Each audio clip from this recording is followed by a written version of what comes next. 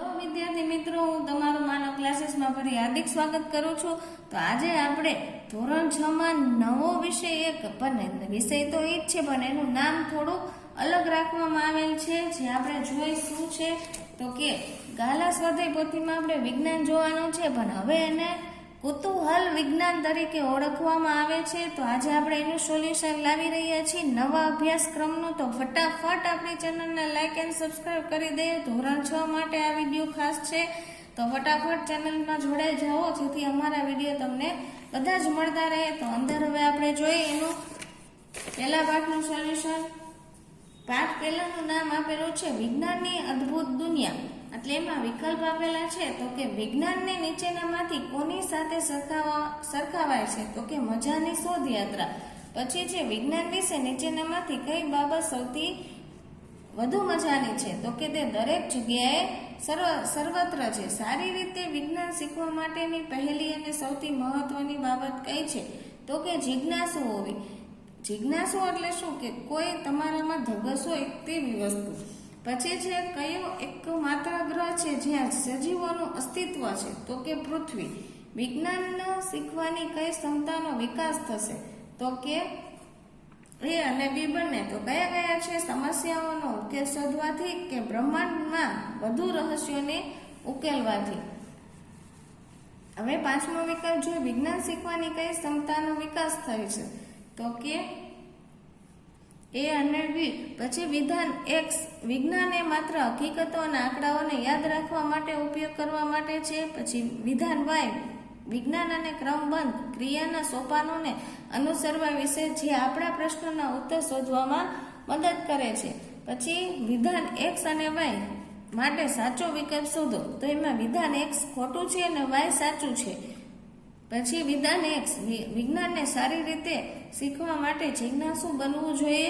વિધાન વાય, પ્રશ્નો પૂછવા અને ઉત્તર શોધવાનો પ્રયત્ન કરવો એ વૈજ્ઞાનિક અભિગમ છે.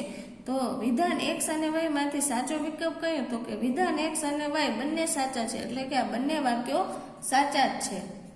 હવે નીચે તમને એમાં ખાલી જગ્યા આપેલી છે. પહેલી છે ખાલી જગ્યા બ્રહ્માંડના રહસ્યો ઉજાગર કરવાની એક રીત છે. તો કે વિજ્ઞાન. વિજ્ઞાન એક વિશાળ અને અંતહીન ખાલી જગ્યા જેવું છે. તો કે જિગ્સો પઝલ. નવી ખાલી જગ્યા ઘણીવાર વિશ્વ વિદેશી આપણી અગાઉની સમજને બદલી નાખે છે. તો કે શોધો. વૈજ્ઞાનિક અભિગમ કેળવવા માટે સૌથી પહેલી અને મહત્વપૂર્ણ બાબત તમારામાં ખાલી જગ્યા હોવી જોઈએ. તો કે જિજ્ઞાસા વૃત્તિ. બીજનું છોડમાં રૂપાંતર થાય તેમ ઈયળનું સુંદર ખાલી જગ્યામાં રૂપાંતર થાય છે. તો કે પતંગિયામાં. પછી તમને આપેલા છે માત્ર ઉત્તર. પ્રશ્ન નંબર 3 માં આપણે ખોરાક શા માટે ખાઈએ છીએ? તો કે શરીરની વૃદ્ધિ માટે. રેશમના કીડાની કઈ અવસ્થામાંથી છેવટે સુંદર પતંગિયામાં રૂપાંતર થાય છે? ઈયળ એટલે કેટરપિલર. આપણે આપણું અસ્તિત્વ ટકાવી રાખવા માટે ખોરાક ઉપરાંત બીજી શાની જરૂર પડે છે? તો કે પાણી અને હવા. કોઈ પણ વ્યક્તિ વૈજ્ઞાનિક પદ્ધતિને અનુસરીને સમસ્યાઓ ઉકેલે છે અને શોધો કરે છે, તે વ્યક્તિ શું કહે છે? તો કે વૈજ્ઞાનિક. હવે નીચે ખરા ખોટા આપેલા છે તમને. એમાં પહેલું ખરું ખોટું છે વિજ્ઞાનની કેટલીક સૌથી અભૂતપૂર્વ શોધો ઘણીવાર અકલ્પનીય જગ્યાઓ પર થઈ છે. સાચું. નવી શોધો ઘણીવાર વિશ્વ વિશેની આપણી અગાઉની સમજ બદલી નાખે છે. સાચું. આપણે કરેલા દરેક નવા અનુમાનથી અનંત કોયડો ઉમેરાય છે. ખોટું. વિજ્ઞાનમાં ભાગ્યે જ લોકો એકલા અટૂલા કામ કરે છે. સાચું. હવે નીચે છે એક વાક્યના ઉત્તર લખો. એમાં પહેલું છે વિજ્ઞાન એટલે શું? તો કે આપણે જે દુનિયામાં રહીએ છીએ તેને સમજવા અને આ બ્રહ્માંડના રહસ્યોને ઉજાગર કરવા માટે વિચારવાની, અવલોકન કરવાની અને કાર્ય કરવાની એક રીત છે. પૃથ્વીને શા માટે ખાસ ગ્રહ કહેવામાં આવે છે? તો કે પૃથ્વી જ એકમાત્ર ગ્રહ છે જ્યાં વાતાવરણ છે અને સજીવોનું અસ્તિત્વ છે, તેથી તેને ખાસ ગ્રહ કહે છે. આકાશમાં દેખાતા પ્રકાશિત પદાર્થોની યાદી બનાવો. તો કે દિવસ દરમિયાન સૂર્ય તથા રાત્રે ચંદ્ર અને લાખો તારાઓ આકાશમાં દેખાતા પ્રકાશિત પદાર્થો છે. પછી વ્યાખ્યા આપો. તો કે વૈજ્ઞાનિક પદ્ધતિ. વૈજ્ઞાનિક પદ્ધતિ એ પ્રશ્નોની તપાસ કરવાની પ્રક્રિયા છે, જેમાં અવલોકન કરવું, અનુમાન કરવું, પ્રયોગ કરવો અને તારણ કાઢવાનો સમાવેશ થાય છે. હવે પ્રશ્ન નંબર 6 માં 2 માર્કમાં પૂછાય તેવા પ્રશ્ન છે. આપણે જાતે જ આપણા પ્રશ્નોનો ઉત્તર શોધવાનો પ્રયાસ કેવી રીતે કરી શકીએ? તો કે આપણા પ્રશ્નોના આપણે જાતે ઉત્તર વૈજ્ઞાનિક પદ્ધતિનો ઉપયોગ કરીને શોધી શકીએ છીએ. આમ કરવામાં આપણા અવલોકન, વિચાર અને પ્રયોગ આપણને મદદ કરે છે. બીજો પ્રશ્ન આ બાજુ આવેલો છે.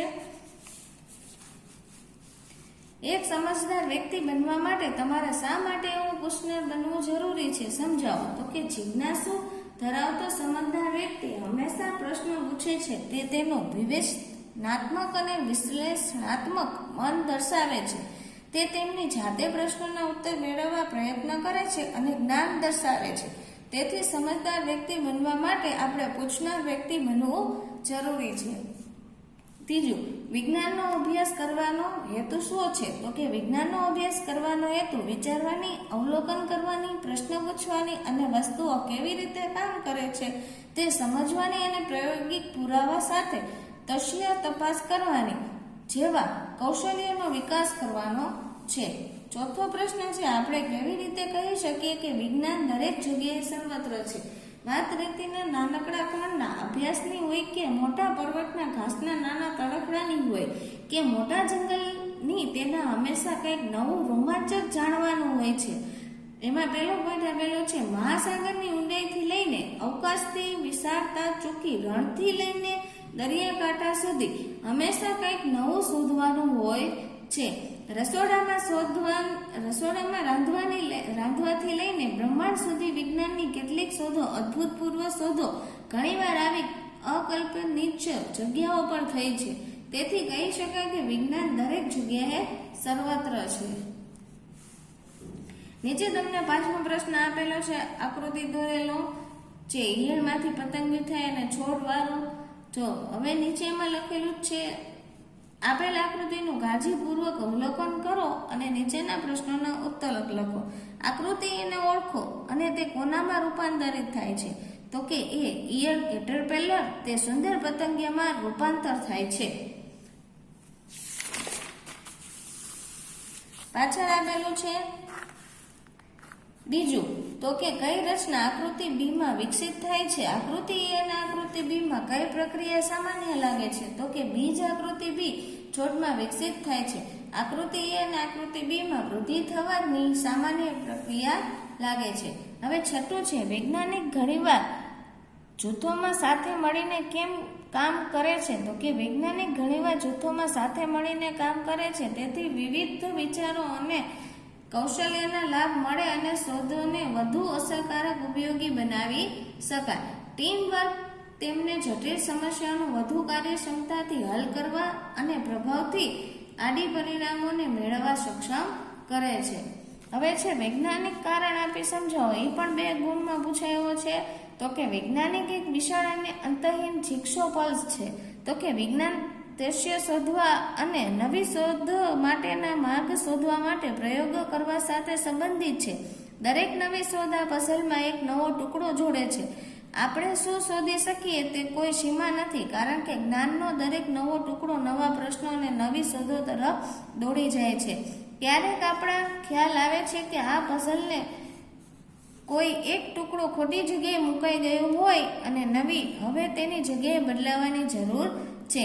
નવી શોધો ઘણીવાર આપણી અગાઉની સમજને બદલી નાખે છે. હવે નીચેના પ્રશ્નોના મુદ્દાસર હવે કેટલા ગુણમાં પૂછાય છે તો તમને બાજુમાં જ અહીંયા આપેલું છે. જુઓ, 4 ગુણમાં પૂછાય છે.